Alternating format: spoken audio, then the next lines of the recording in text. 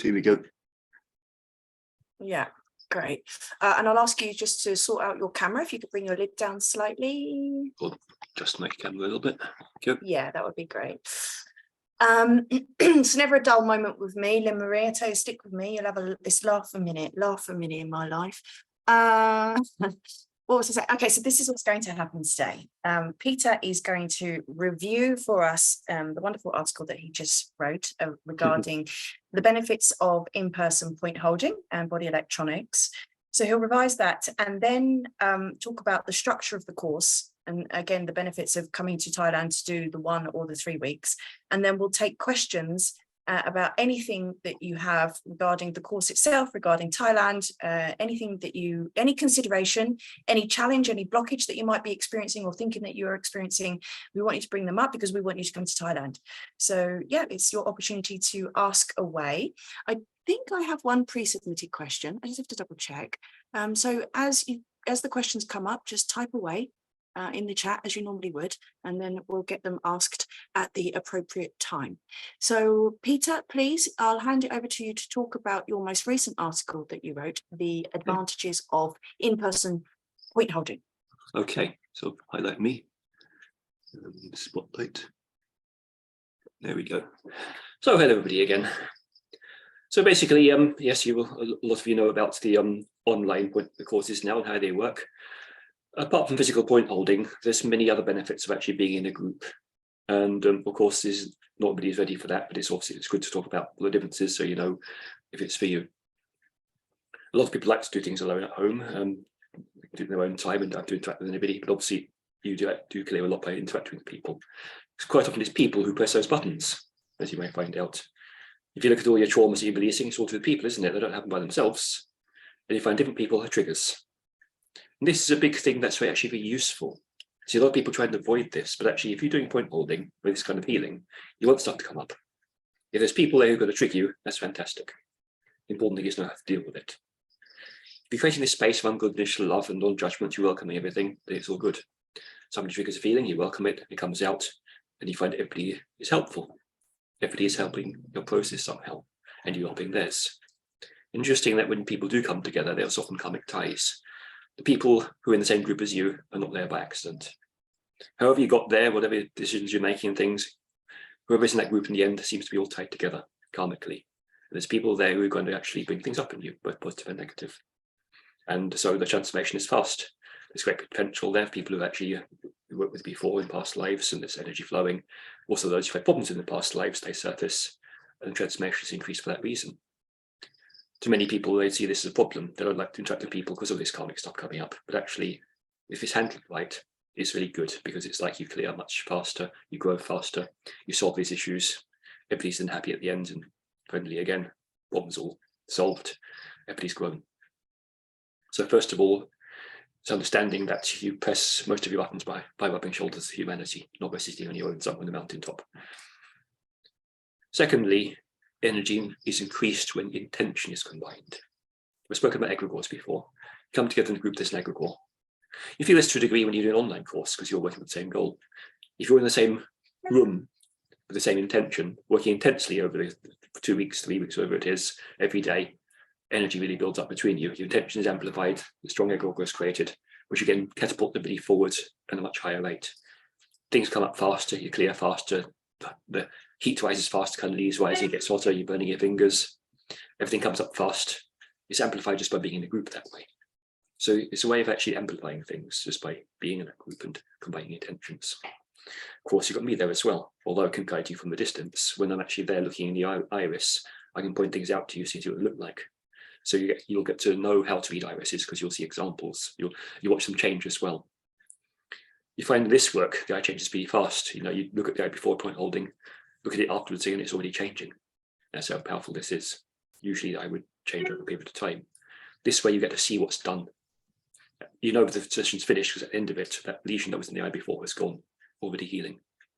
I think that's a really important point to reiterate, is that Peter does do a personal iris reading on all of you. Every time it's your turn to have your points held, he will be looking at in your iris and he will be identifying the key areas that need healing for you first.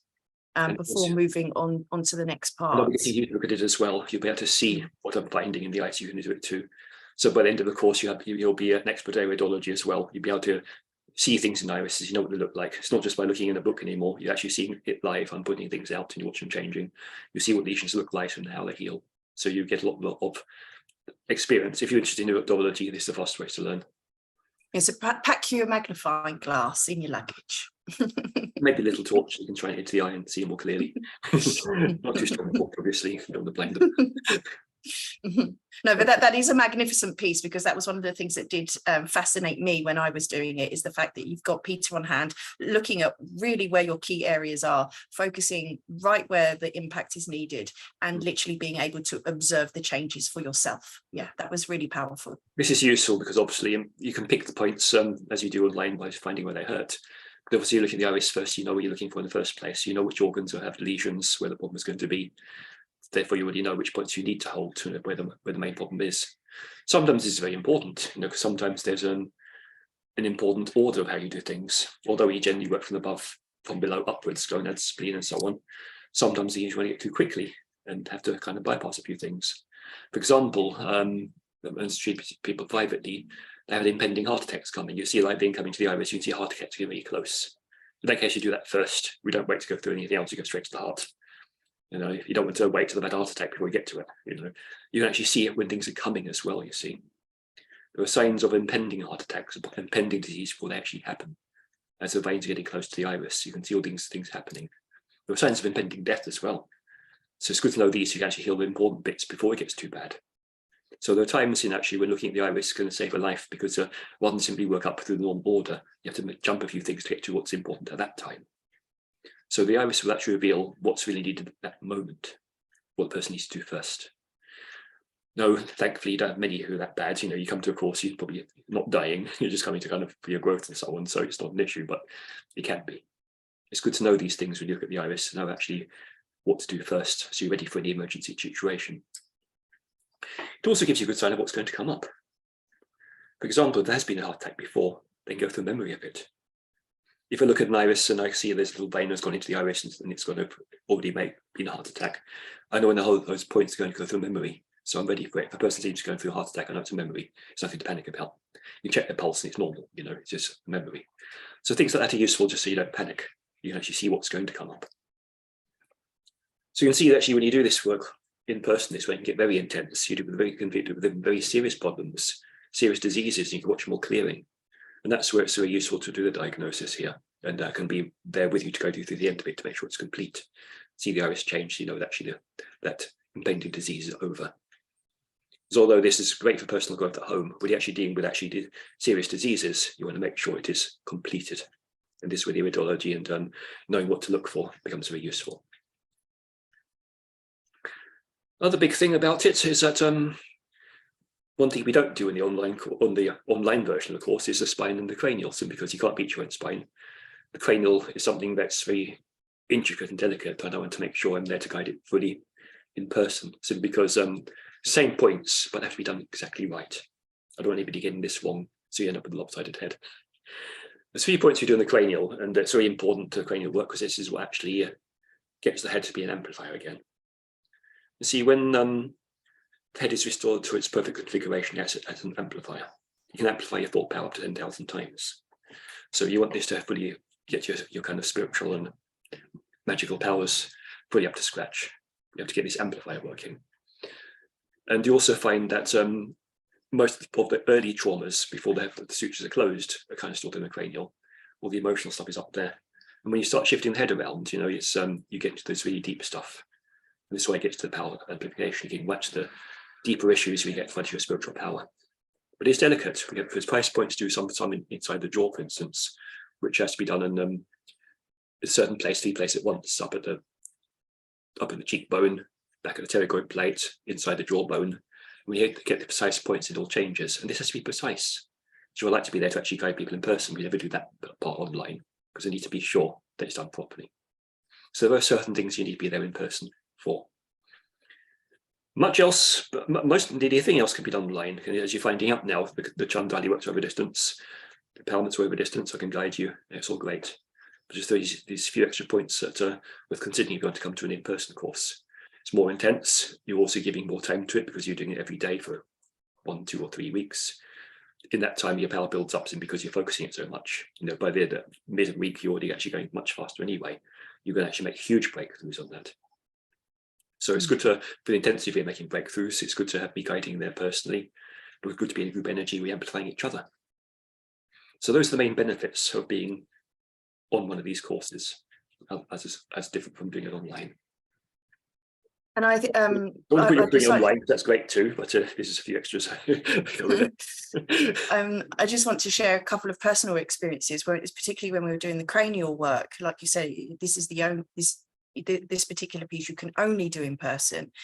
And this particular section really took me right back to the beginning of my life. And I remember actually I had such an intense session with one particular point that all of my death wishes that I'd had at the point of birth, like the fact that I didn't want to come into this life, I didn't want to live, I didn't want to be here. I remember I picked up Sam's knife and it was a blunt knife, everyone. It was a blunt knife. And I was literally like, just reliving like the fact that I didn't want to be here, and the noises that, oh gosh, and all of that had been held inside of me, and none of that would have come out if I had not pressed that point. And that was a really, really intense one, just reliving those and removing all of those death wishes. And I remember another point when we were doing the spine, there was a big crack. At one point, there was a big crack that went all the way down my spine. And I remember Sam saying, well, someone's just birthed a dragon. I was like, oh. And then there was another point where I was triggered. Again, this was a spinal point. I was actually point holding somebody else, someone else's spine. And I was triggered so intensely by the 3 people in my group. I just remember being so paralyzed with anger because I was so worried that if I move, I'm going to hurt someone. And again, just being able to have that observation for the intensity of this emotion that I had been holding in. And I wouldn't have been able to have triggered that by myself. That had to have been done through other people. So the intensity of this in-person work is huge. Which point was that, Carrie? No idea. I had someone sticking their fingers. No, she was asking at the point with the cranium. I had someone sticking their fingers in my mouth. I don't know which point that was. So what we call the triple axis. It's actually 3 points you do at once. You go inside the mouth, you go up underneath the cheekbone, behind the jawbone, and push right back to what's called the pterygoid blade. So you've got your tip of the finger 1 point, back your finger inside the jaw, and the top of the finger up against the cheekbone. These 3 points at once, when they're all together, is what makes a big change. It seems to affect all the sutures around here. So whole head rearranges, basically. It's almost like do the whole head through 3 points in one finger. Very intense. Yes. It really, really is intense. And we've got a couple of people who are also experiencing not wanting to incarnate into this life. So you never know what you're going to find. It's a big one, yes. This goes back to the early stuff. You see, there's an order in which we suppress things. In a baby, the suture's wide open. And so, by the time we get 8 or 9, the sutures are closed and start to calcify. So actually it's really flexible at first. And the first traumas are stored in the head. You find that so the head then affects the bone for the spine. And then the spine supplies nerve to the organs. So you actually work back in order. You work the organs first, you clear the spine, so you get the nerve supply back to the organs. And when you clear the head, it gets to actually the root of the spinal scoliosis as well. The whole spine finally realigns fully after the head's done. Well, they can do individual lesions in the spine. When you do the head, the whole spine is fully aligned. It becomes perfect. Yes. Sorry, I'm just going back to literally the intensity of every single session and just how grateful I remember feeling at the end of every single session that was no longer with me. So you're always glad to get a bit. Yeah. Do you want to talk any more about the spine and cranium work and really what that can actually help to release? Because those are the 2 ones that you have to be in person for. Exactly, yes. And basically it gets deeper cause. You see, with the organs, yes, they can heal by point holding, but sometimes if the nerve supply is restricted to that organ, it won't heal and the nerve supply is restricted by the spine. So sometimes you can't complete the organ until you clear the spine as well, because you have to get the nerve supply to it. What happens if you've got injuries in the spine that calcifies? That calcification will actually close the gaps, so the nerves being restricted. So a lot of the problems are caused by lesions in the spine. So sometimes you have to get to the spine to actually get to the cause of get the deeper roots of the rest of the thing so it can complete its healing. Then when there is a spinal scoliosis, you find the cause of that is actually the cranium. And in cranial osteopathy, they say that cranial scoliosis precedes spinal scoliosis, which means if the head's distorted, the spine starts going out of shape. This is not the same as individual lesions, something's not out of place and calcified. It means the whole thing can be a little bit outline, it'll be twisted the wrong way. You have spines that are not straight, what we call scoliosis when it's curved wrongly. This all starts in the head.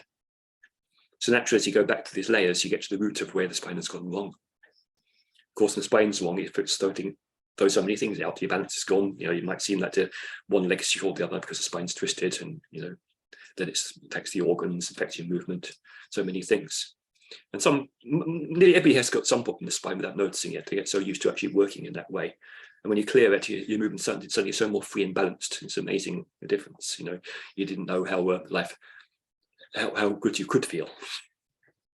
When the energy is like the spine kind of used there, and there's no restriction, anything. There's such perfect energy that you feel alive for the first time. And you have someone who returns quite regularly, who comes for their annual facelift. Is that right? There was, so there's not some years. We did come many times, yes, but I haven't seen him for a while now. But I've done it for a few years now. But yes, some people like to come back and do it again because it feels so good. But obviously, the second time you do cranial, it's not as bad. I don't necessarily recommend people do cranial every year because you cleared lifetimes of stuff in one go. It's not going to be there anymore. It's done. You're only going to have the backlog, last year's resistance if you've been resisting stuff to come out, no, you haven't been resisting, so it shouldn't be anymore. If you actually learn these principles and apply them, you don't build up any more resistance, you don't store any more problems. But if you have, then do it again, you get the rest of it out. The second time should be much easier because, the first time you're clearing like your whole lifetime, the prenatal stuff and your genetic stuff from your parents, there's so much coming out, it only has to be done once basically to clear it out. And maybe now and then to a little top up to make sure it's still clear. I think about it's all the same. With the body points, obviously you do them as you need. Each time you cleared one thing, like a different point next time as you clear different things. Cranial's the same points, so you don't need to keep doing it. Yes, we've got someone saying that they felt like a superhero at the end of 2 weeks. I remember at the end of 3 weeks, I felt like a completely blank canvas. Oh, yeah. I was completely blank, and I remember not knowing people's names sometimes. I was like, but what it's demonstrated to me was I'd cleared so much of the crap that it had created this blank canvas from which I could choose what I wanted to create and move forward with. Exactly. What do I want to fill these gaps with? And I made some very critical life decisions in those very first few days after the point holding course. And my life has catapulted in such a very different direction since, because I knew I had this opportunity that I didn't know if I was going to ever have again, where I had to really make some good life choices. And look at me now. That's the important thing you go through. What you're changing so much is you're going to change your life as well. You're different. Yes. You've done something. You're no longer a victim. You control your life. You make decisions, and you change your life. Yes, and I'd never felt that feeling ever of just being so, I can get to start again. What do I want? A couple of questions coming for the cranium. Shall I ask those now? Carry on, yeah. So I too did not want to incarnate and fought it all the way. Can I ask Peter the kinds of reasons this may be? Because I've been blocked when asking elsewhere, and others say, well, you choose to incarnate. That is not a helpful answer. I have a lot of cranial work. Carrie, can you ask the reasons? Well, basically, yes, we do choose, but it doesn't mean you're going to change your mind when you get there. Basically, we choose everything, and everything seems a good idea at the time. Remember there's that film Magnificent Seven had the story when they asked him why they did what they did, and he said, well, the reason the man jumped in the cactus. It seemed a good idea at the time. And it's like you make decisions, but then later when you come to it, you think, oh, maybe it wasn't a good idea. You might have had the good reasons coming into incarnation. You get there and go, oh, I don't like this. Of course, you're going to pull back. You suddenly see your parents, who your parents are, and the start carrying and all the negativity that they're about to come into, and you're going to pull back. It's quite natural. Happens quite a lot, actually. So naturally, when you actually deal with these death wishes, you actually go into those first thoughts. In your memory, you're going to go, what would it like to incarnate and see when you first see your parents and feel what's going on in their minds. It's interesting when we actually do the cranial work, and also when you do the lower part of the spine, the sacroiliac joint, you actually release thought patterns of your mother and father at the time of conception. So it's not just at birth, already when you conceived, your soul's coming in. It's drawn into this vortex with these two people, and suddenly you feel all their thought patterns and what you're being drawn into. And that's the point you're going to panic and not like it. You saw a lot of people go through that on that particular session, either sacroiliac joint or the palate when we did the cranial. You go through this thought patterns with mother and father conception. You remember why you didn't want to come in. And there's always good reason, is because, like, parents are never perfect. You come in and there's all this stuff going on there. You're going to have a hard time.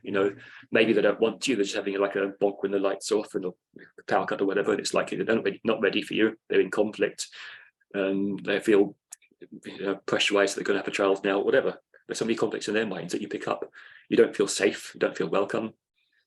Although you might see all the emotional stuff, it might be abusive, and it's going to be a hard time. Of course, you pull back. You don't want to go there. But also, there are even bigger reasons. Sometimes when you come into this incarnation, you've already worked out certain kind of patterns you're going to go through, these life lessons. Yet then suddenly realize, oh no, this is going to be really hard in life. Well, these lessons are going to come up. Let's just run away. I don't really want to do them after all. Now I'm close to it. It's like it doesn't seem so nice. So when you're in pure awareness, you can make any choice, and there's no judgment. Nothing is real yet. You're not experiencing it, so it's quite distant. So the choice you make there, you don't necessarily know how they feel. You come into incarnation, suddenly, oh, now it feels real. It doesn't feel nice. So all our pains and everything were created, and not because we have got any bad karma, such as people often think. It's simply because pure awareness can play any game without judgment. Let's create this and see what it's like. You get there, oh, I don't like this. Let's not create it again. But actually, instead, people resist it and therefore do create it again, and this really gets stuck. So you come into incarnation, there's all this stuff you're going through, and you panic. Once you actually feel it, you don't like it. It's quite natural. So what you do in that point holding, you go through those feelings, what you stored up, and it's released, you don't have to create those problems anymore. That's the thing. You have to welcome the feeling in order to actually discreate. Then the problems don't happen. When you first come into incarnation, you might be aware that there's all these problems going to happen in life that you have to deal with. And nobody's taught you how to deal with it yet. There's a problem. You're born there. Nobody knows how to deal with the dysfunctional parents. Nobody teach you how to deal with the horrible teachers at school. You learn this when you grow up. You go through childhood first, not having the tools to actually deal with life. So, of course, it's really hard to come into incarnation. There's lots of reasons why you want to turn back and not be there. The main thing to realize, though, is once you welcome those feelings, you can discreate it all. You don't do it as a child, but you can do it now. You see, those decisions are still with you. If you didn't want to come into incarnation, you're still resisting life now. Still holding to this pattern, it's going to be hard, you don't like it, not fully here, therefore not actually fully expressing your power. When you actually release that and take control, discreate what you don't want and create what you want, you feel enthusiastic about being here again. You make your stand, you claim your place on the earth, you stand in your power. So it's all about actually having the tools to know how to deal with life. I can definitely confirm that since clearing all of that, my life has changed very, very dramatically. And over the years, I see more and more how I am claiming my space. And I'm actually doing what I came here to do, rather than just not wanting to be. Lynn Marie, I also did not want to be here. I cried for 6 months from the moment I was born. Strange, because my mum basically skipped any labour and I was born in half an hour. It just slipped right out. But then I cried and cried after that for 6 months. Well, the birth might be easy, but it's like what's happened in between. See, the whole 9 months from conception up to birth, it's like there's all kinds of stuff you pick up from your mother. And, and maybe it was too fast as well. That can happen. You haven't had the experience of what it's like to be born, didn't transition enough to actually, it was too much of a shock. Sometimes it's not always good to be fast. Suddenly out in this water, am I now? It's a shock. And it's obviously the shock you're releasing at that time. But you don't know until you go back and experience it. When you're old points and you experience that, you'll remember what you're crying about. You release the grief and it's all out. But obviously those first weeks of crying, this is your first experience of life. It actually conditions how you can see life from then on. And it's like, if that's how you come into life, it's not a good conditioning, is it? That's an important one to release. Reminds you of the old days. Maybe the old days you used to pick up a baby and give it a slap to make it cry. That's your first impression of what life's going to be all about. Think about that one. Oh, you mean when the baby's born? Yeah, they used to give him a slap to make him cry, didn't they? That was a traditional thing, just to make sure the lungs are working. Imagine that's your experience of life. This is what life's all about. Whack. Yeah, it's going to condition how you see life from there on. And lots of for me, lots of memories of being in the incubator after I'd just been born and separated from my mother and blah blah blah. All of Separation is a that big one needing to too. come out. So kind of loneliness and separation going on. That's also a really bad starting experience. And again, all released from the cranium work. Can it help with ALS? It can help with everything. See, everything has a cause in the consciousness. And obviously some of it's nutritional too. There's some nutrients missing. We stop the brain developing, stop certain nerve factors and developing. And so the nutrition program, as well as the point holding, will actually correct everything. But you get nutrients in there as well as releasing traumas, then everything rebuilds as it should be, and everything is functional. Oh, sorry, just bringing myself off mute. Miriam, I'm dreaming of coming to Thailand. Sadly, there is only a small possibility that I will be strong enough to travel, partly due to severe muscular difficulties, plus inability to lift anything heavier than a melon. Pack lightly then, Miriam. A bit of a risk of muscular injury whilst traveling because of my jaw, unless I have a big improvement in the next few weeks. My concern, if I'm able to come, that I would be needing to ask people for help with physical things like lifting a lot, which might not be fair on the group. I don't want to, well, you'd be a perfect trigger then. Hey, Miriam, I don't want to ask for more help than I am. Notice the triggering that you've got right now, Miriam. I don't want to ask for more help than I'm able to give back to the group, as this would not be fair. So maybe I should wait till next year. Plus, hoping I can heal all of this by myself at home, plus online. May be difficult without spinal work. However, I do feel a strong pull to come, plus be able to actually profoundly heal these disabilities. Practically, I'd say wait till we're doing 1 week in July in Holland, so that'll be much easier for you to get to, so we can work on you then. But apart from that, as Carrie was saying, you can look at these very triggers there. This whole thing you have to give tit for tat, it doesn't work that way. We're all willing to give in order to receive. We're not trying to balance it out, it has to be equal all the time. First, to understand that when you really learn what we call exalted love, it's about gaining through giving. You don't give to get back, you give because the giving expands you.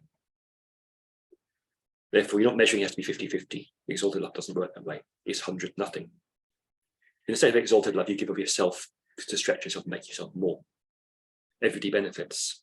I'm not expecting anything back because I'm growing and expanding and making myself more by giving of my strengths, expanding them. That's not the same as giving away what I have. Giving of your strength is a whole different thing.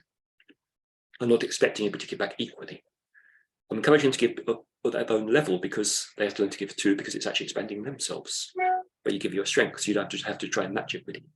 It's not about trying to equal, it's not being unfair, not feeling guilty if you can't do it. These are all issues you're going to have to look at and release. This is all past conditioning, where people put pressure on you saying, selfish, you're lazy, you can't do this, or this shame dumped on you. This has to be released too. So you can start working that straight away, you're aware of that. Release all those emotions. There's really nothing expected of you. You're going to do your best, that's all. And when you give, you expand. When people give to you, they expand, and therefore they're grateful that they can give to you. See what I mean? It's not the same as actually taking. That's not the same thing. Everybody's giving all their strengths to become more. If I give my best unconditional love, I'm not only healing you, I'm healing myself. I'm expanding myself. If I'm holding a space of enthusiasm, I'm expanding me as well as everybody else around me. I'm benefiting. Nobody else can stop that from, it doesn't stop me if somebody else can't give, it stops them. So therefore, I'm not too jealous if I give somebody more than they're giving back to me. It doesn't work that way.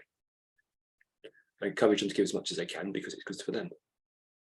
I give as much as I can because it's good for me. It doesn't have to be 50-50. It doesn't have to come back. It's not about trying to be fair and have to balance the scales. This is all old conditioning that we don't need. Life isn't really like that. Just be willing to do your best. Whatever comes up, welcome it. If you feel guilty, welcome it and let it go. Remember that the guilt is only anger you don't forget that I have right to have. You might be angry at yourself because you can't give. Okay, welcome that. You release it. That's part of the problem. Maybe you'll heal by doing that. See how this works? All these physical weaknesses have emotions behind them. The very fact that you can't move physically, these emotions you're feeling about are all part of that condition. So feel the guilt, feel the things I can't do it, feel it won't be fair, I can't ask because I can't give back. These are all issues that you have to come up and release. You can start doing that right now. Now you're aware of it. It's already triggered you, but the thought of getting there might not be able to do it. So the process starts already, whether you get there or not. It's all about how you deal with it. But for the actual physical point holding, I'd say for you in that case, wait to July and come to Holland, it won't be as far for you. It won't be as long, and we can be more manageable. You've got more time to get yourself ready. But just to confirm, when you go to Holland, you're doing endocrine glands only, is that correct? For people who've done it before, I'll work on whatever you need to work on. We won't be doing cranial, but we can do spine points as well in that process. I'll skip down to this one. As Miriam was brave, I too have problems traveling. I really want to go, but realistically, my pain levels have been so high I can't sleep on any other mattress but my own. I've not had a proper holiday since 2007, not got a passport anymore. Thailand may be too unrealistic, but next year or Holland, if in English, and getting a passport may not be impossible. I'm worried about sleeping with pain more than anything. I admit I use cannabis to help that. It's legal here in Thailand. Yeah, but I'm not encouraging it simply because it's numbing out. Remember, we won't actually put you through your pain to heal it. Thing is, when you start working the body, it's going to be painful. You press all the painful points to elicit pain, so it comes up and your body will burn, you get kind of going in the heel. We push you through the pain now, the other end. Chances are you do it far better in the group because you won't put yourself through that. We will though. It's very loving, but it doesn't mean we hold back on the pain. You press where it hurts, raise the kundalini, encourage you to go right through it all. You'll go through the pain out the other end and heal, basically. So if you're afraid of pain, I'd say go for it. But don't go for the cannabis. That's numbing it out and not feeling it. I'd say come off the cannabis, feel the pain, go through it, and you'll go through everything and heal. When you're ready, and so there are layers. If you're not ready to feel the pain, first of all, because there's fear, you go through fear first and so on. Just be willing to go for whatever you're feeling. Welcome it all. And when you're ready to feel the pain, you come along. I was going to say something, but I won't. Can I come a day or two late? Is that possible? It's possible. It's not ideal, but we can catch up on it. You'll come into the group. See, this is where it's useful that you've done the online course first, because you know what you're doing. You can come straight into point holding without so much loss. Before, when everything did at once, you have to know when it's long. If you missed a day, you'd kind of not know what you're doing. Having done the online course, at least you know what it's going to be about. So we can put you straight in there. The point holding, we can kind of catch up the opposite in a way. So it's not the end of the world. And obviously you arrive whenever you want to arrive, but starting on Monday the 8th, and then you can speak to me, Penelope, just to make sure that we can get you a very swift transition into Thailand, into Chiang Mai, and then straight into the course. So you're not having to figure out travel arrangements on your own. And then another question here, can I join the Thailand course in person without having done the online course? I did do the last physical edition. Okay, that's from Barbara. That's fine. If you've been on a course before, then at least you know what you're doing, so you can fit in. That's okay too. So please, any other questions, do put them in the chat. Practical questions about Thailand, like what's it like to get on a grab scooter? Sometimes it's interesting, as we've heard from my ordeal today. Oh, it was worse when I first came to Thailand more than 20 years ago. I remember some of the taxis would be like a little wheelbarrow attached to the side of a motorbike. You sit in the wheelbarrow with her driving up the road, and that was a taxi. Well, that's quite glamorous. And where did you get a taxi? What, on Copenhagen? We called a taxi, it could be anything. It could be like a car with a taxi stuck in a piece of paper written on it, and the windows all broken and sellotaped up. Everything really damaged and nothing roadworthy, but that was a taxi. Or it could come on a bike with a wheelbarrow stuck to the side you could sit in. It could be anything. Absolutely, it can. You might even get a scooter with a man with his 2 children on, because you've got to take them to school and you're just hopping on the back with them. Yeah. So we're not scaring anyone. Chiang Mai's a little bit more sophisticated. You have choice, though. You don't have to get on one of those. Yeah. What real taxis around these days? There were some good cars as well, the proper cars and all sorts. Okay, so that's all the questions we've got at the moment. I'm just going to put this link back in. Here's some other copy link. There we go. Here's some other people talking about their memorable moments when they have come to the in-person point holding. Peter, what's the most memorable transformations that you've observed in people? Oh, there were some very powerful physical ones. But one year there was a guy who had a Harrington rod. The Harrington rods are still rods up when you're trying to hold it straight. When you've had a damage, they kind of put steel rods that have been in place. Funny thing, the surgeon who actually put it there was also in the course, and so he was quite surprised when it vanished. This time we actually had to work on that spine for a total of 18 hours over 2 days. We hadn't finished, we came the next day. It burned so much, actually burned all the vinyl off the treatment bench. At this time we had the massage couches we're lying on. It got so hot it actually melted the vinyl. And after the 18 hours of burning, the rods weren't there anymore. They'd gone. The surgeon who put them there was checking and couldn't believe they'd gone. He was there, so we saw it. And I remember in the course when I was there, someone reliving a heart attack. Well, not reliving the heart attack, obviously. No, you didn't have the heart attack. That's why I say we know if we can read it in the eye, we know it's going to happen. We can be ready for it. We check his pulse. And realize it's quite normal. It's only a memory. That's all he had to do these things. But he was going through all the symptoms. It looked like he was having a heart attack. Yeah, that was very emotional. That one, being able to observe someone releasing all of that. He wasn't just a heart attack. He actually went through surgery. With the actual memory of heart surgery, when he felt the cut and everything. I remember it was very, very emotional. Hearing someone releasing that.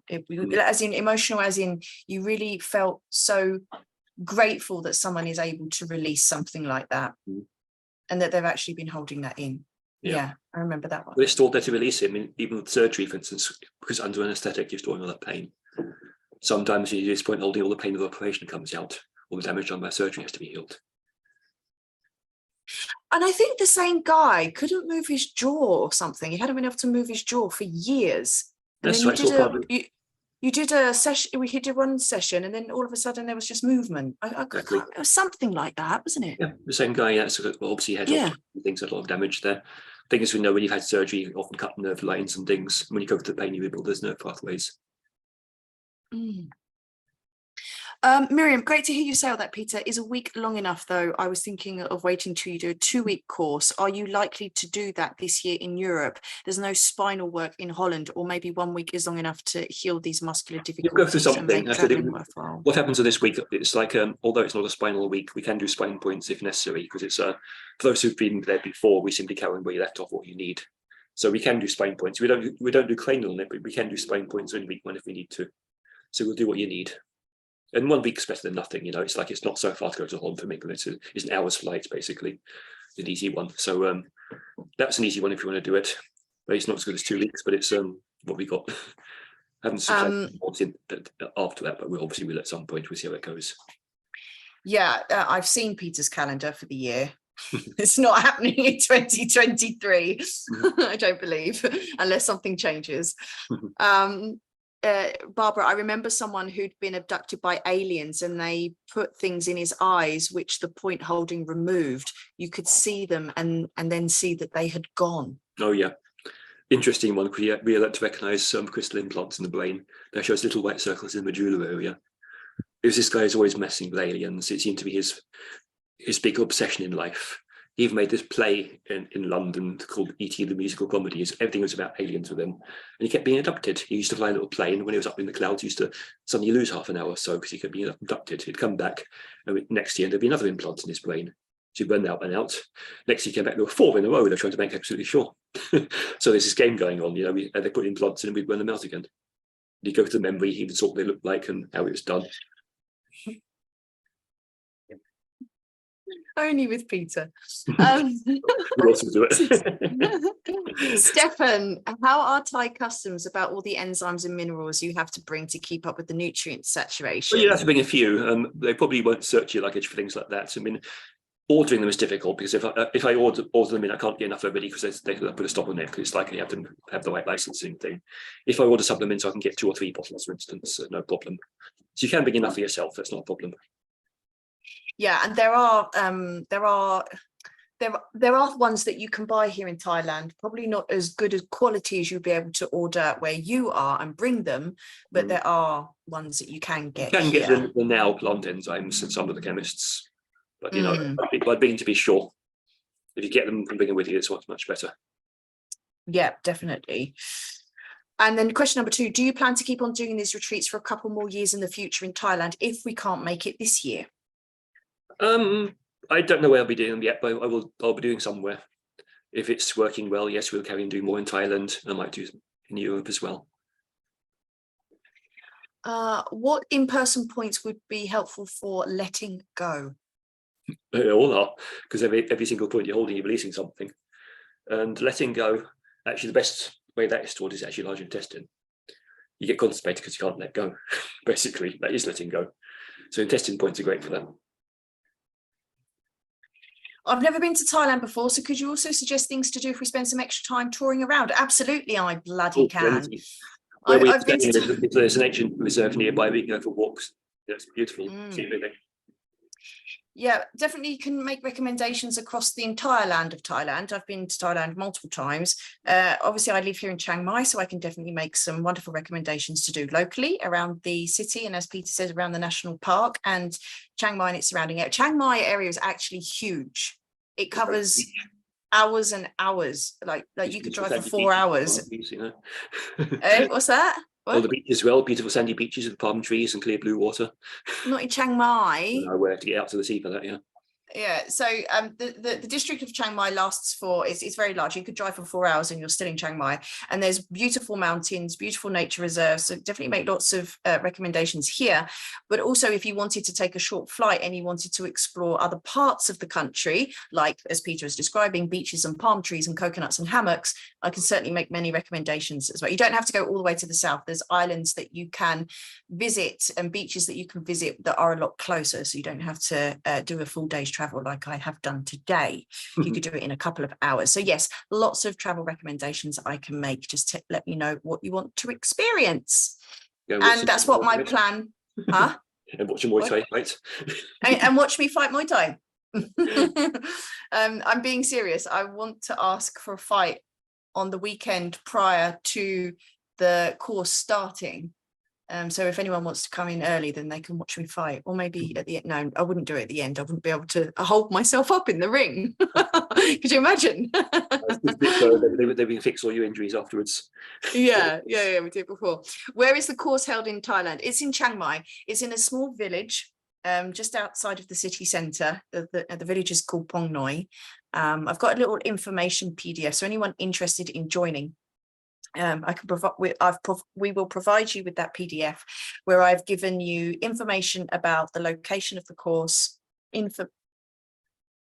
Oh, I thought it started to rain.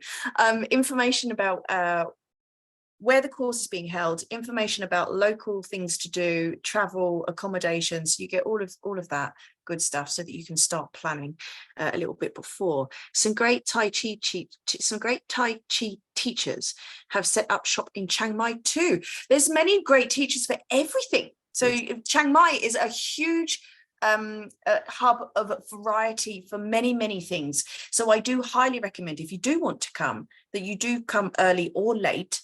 Or leave late so that you can explore some of the wonderful things that is on offer around, because Thailand, if you're going to do weird and wonderful things, this is the place to do it. Nearest international airport, Chiang Mai.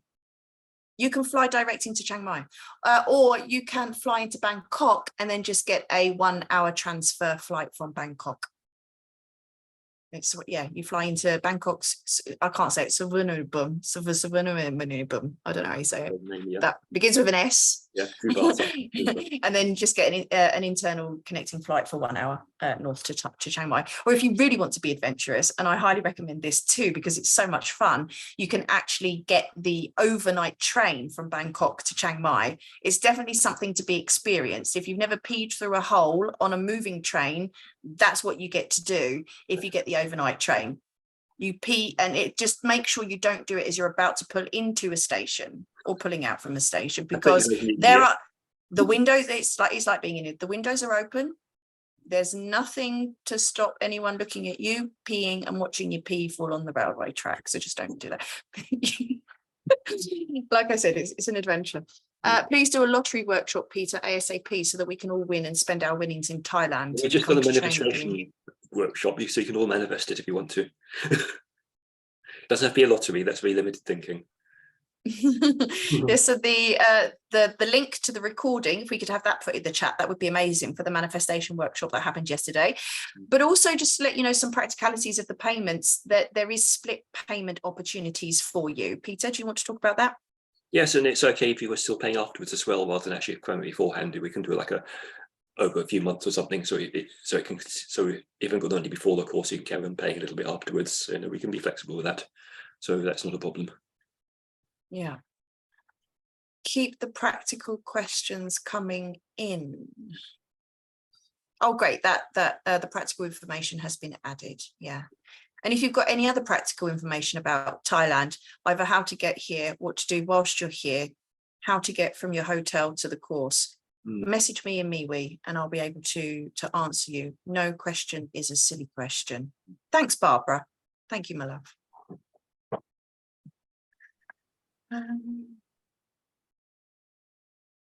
Okay. That's it for now. Yeah. More questions? Yep. Okay. I don't see anyone else typing. Maybe It's fine, as long as you know what's happening now and you can think about it. Oh, the other thing to state as well is that you don't have to come for the full 3 weeks. Is that right, Peter? One, you can do 2 or you can do 3. You can't do cranial lap in the first 2 weeks, but you can actually either do 1 week, 2 weeks, or 3 weeks. But you have to do the first one before the last ones. See what I mean? Yeah. Where are the accommodations? There are hotels literally 5-minute drive from the venue itself. I've listed a couple. You can also search for yourself and you can stay anywhere. You can stay in the city centre. You can stay in the village near where we will be doing the course. If you go to the city centre, then you would need to obviously make your way to the venue every day. If you drive a scooter, that's very easy to do. It's a 15-minute drive. Or you can order a scooter or you can order a taxi car. If there are a few of you in the city centre, then you could share the taxi car. I don't recommend, if you've never driven a scooter, it's not Koh Phangan. No. It's not easy and free and all hippie vibes and everyone's love and light. This is a city. So if you've never driven a scooter, I do not recommend you learn to drive it here. No, absolutely not. But if you choose to stay in the village, then again, it's a very easy 5-minute ride on a taxi bike. No Uber, Grab is the Uber. That's the option. So you can either get a Grab bike or you can get a Grab car. If you get a Grab bike, it would take you like 3 minutes to get from the hotel to the venue, and it would cost you like, I don't know, I just drove for 20 minutes and it cost me 170 baht, which is awkward. Like £4, and that was for a 20-minute drive on a scooter. So a 3-minute drive on a scooter, 70 baht, like a pound or something. There's also the Dragon Magic workshop afterwards. Yes, so if anyone wants to hang around after the point holding and then do the Dragon Magic too, that's going to be super exciting. Dates for the Dragon Magic. Especially just as your cranial done with your powers amplified, that's when you really feel it. Yeah, so the dates for the Dragon Magic, I do believe that's the 30th and the 31st of May, I think, off the top of my head. Yeah. And as I said, the venue is right on the border of the national park. So during the breaks, you can go for a wonderful walk in nature. You can sit in the gardens of where we will be. You can have a little wander around the village of where we will be. It's a very cute village. There's a temple right next to it. Any place to stay that is walking distance to the venue? Not that I'm aware of. Depends not that I'm aware of. Yeah, it depends on how far you want to walk. You could search Airbnb, but I don't believe that there is something in direct walking distance. Not anywhere that you would want to stay. Let's put it like that. For those of you who have not been to Thailand, the standards can vary. And if you've never been to Thailand before and your standards aren't used to some of the standards, you will definitely want to stay in a hotel. I thought there was accommodation at the venue. No.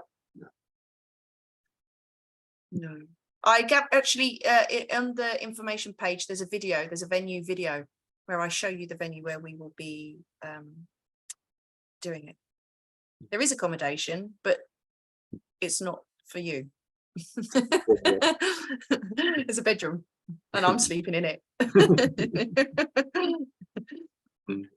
Is there a link to the information package? Yep, it's just been given above.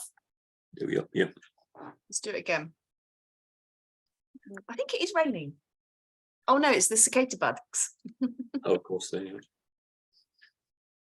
There we go. Yeah. And if you want, on your days off, if you want something wonderful and recreational to do, again, you can ask me and I can recommend some beautiful hikes. I can recommend some incredible temples for you to go and visit. Again, if you're in a group, you can all jump in the same car, or if you're happy to drive a scooter, you can go out and be fancy free. I can recommend incredible drives to do on a scooter if you are a proficient driver. Lots of things that you can do in and around the city of Chiang Mai. You can't fly anywhere though in a day. Yes, there's one day off in between each of the weeks. Oh, there's someone asked a question about the structure. What is the breakdown of the 3 weeks? Basically, you've got 6 days and you've got Sunday off. You're doing point holding every day, basically. We tend to do 2 long sessions. You've got lunch break in between, because the session with point hold can go on 2, 3, even 4 hours. It depends on your process. You find that as you get on with the week, because you're going really deeply, you tend to have quite long sessions. So you're doing 2 point holding sessions every day. So you swap over, you get one done one day, then you go to the next person, so on. So you're basically doing 2 sessions of point holdings a day. First week's all about the body work, like we'd be doing on the online course, finding the glandular points. Second week, work on the spine, checking the whole spine for any little lesions and any calcifications to make sure it's all clear. And third week's cranial. It takes we take at least 5 days to do a cranial. We'd like to have a bit extra time to make sure everything's complete. So yeah, last week's all cranial work. So basically doing point holding every day. All day. It's intensive. That's why it's called the intensive. Yeah. And then the evenings you're recuperating generally and getting your energy levels back up ready for the next day. And you're providing raw food there as well. Yeah. Something else. Could we please have the link to the deposit page? So those of you that are interested and you do want to come, you can pay your deposit now. And I get to see all of the information about the costs and the discounts that are available when you're booking.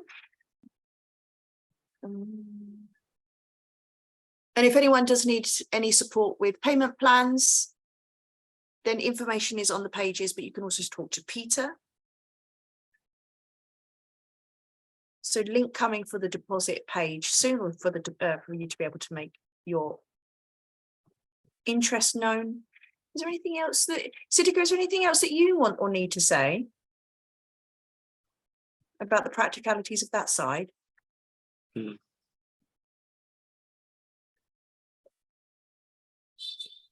I'll take that as a no. Okay. Sorry, I just yeah, I think you've pretty much covered everything. Yeah.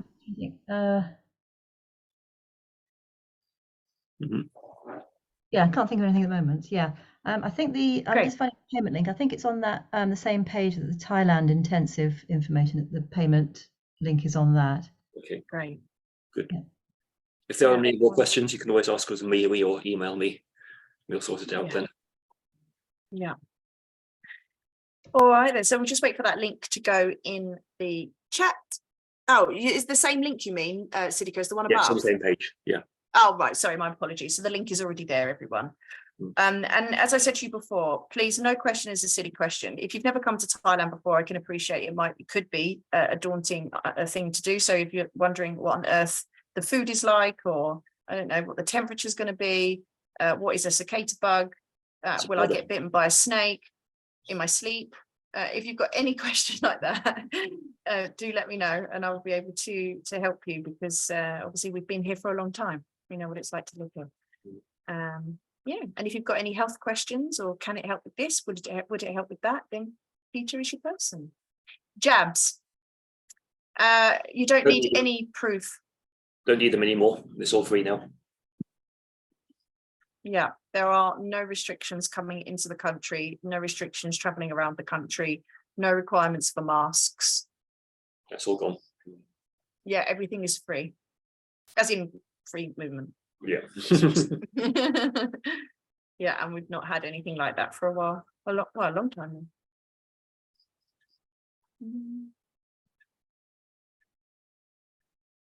What was it? What country was it that said you're not allowed to wear masks anymore? That's actually an offence to wear a mask. I can't remember.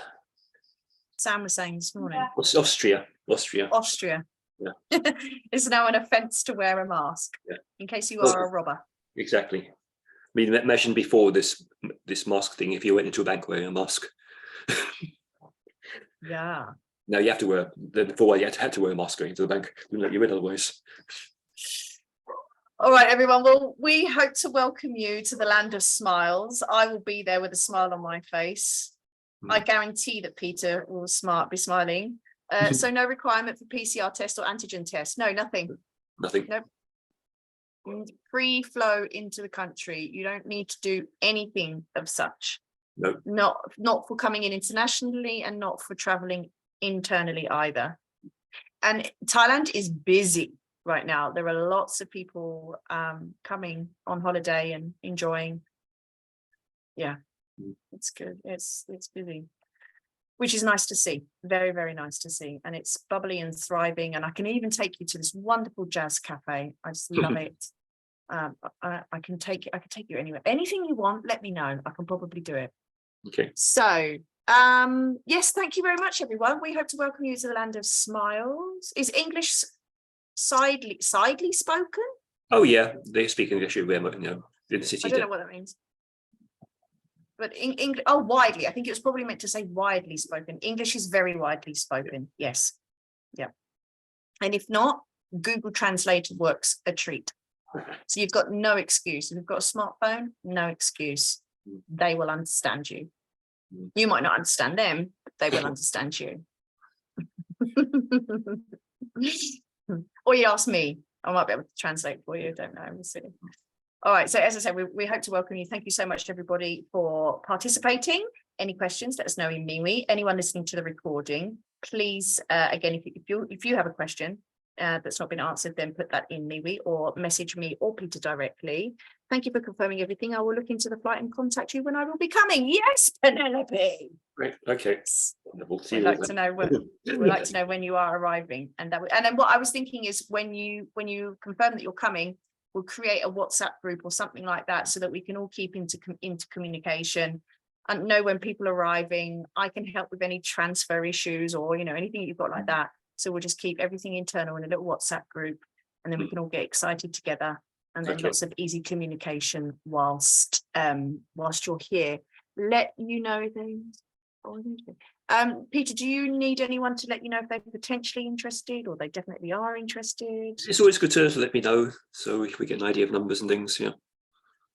Yeah, Lynn Marie makes a very good point. Yeah, Telegram is just as easy for me. Whatever, I don't mind what it goes on. Yeah, I've got them all. I've got them all. I'm not doing multiple though. It's one group. Yeah. One group in one app. All right, everyone. Okay. We will conclude. Thank you so much. Okay. See you all soon then. One place. Have a wonderful. Right. Yeah. Have a wonderful rest of your weekend. Take care, everybody. Bye then. Bye. Thank you. Thank you. Thank you.